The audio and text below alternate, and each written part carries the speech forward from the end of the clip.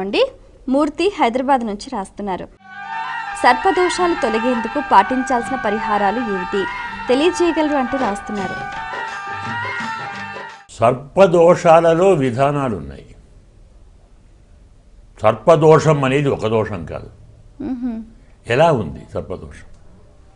జాతకంలో సర్పదోషం అంటే మనకు 7వ స్థానం, 5వ స్థానం, 4వ స్థానం, 12వ స్థానం రాహు ఉంటాడు. అది ఒక దోషం.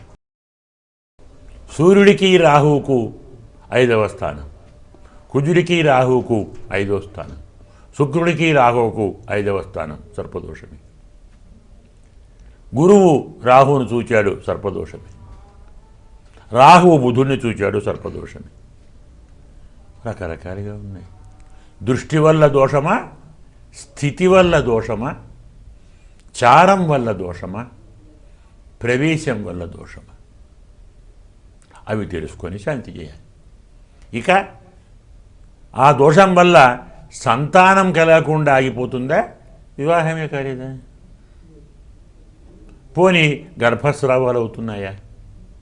పుట్టిన పిల్లవాడు పుట్టిన వెంటనే ఇన్ని రకాలు ఉంటాయి.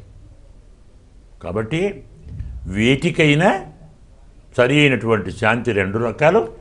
ఒకటి ఆదిశేషుణ్ణి ఆరాధించడం, ఆదిశేష పూజ అంటాం, సంకర్షణ పూజ అంటాం. రెండవది వారు అన్నగారే కాబట్టి గరుత్మంతుణ్ణి ఆరాధించడం.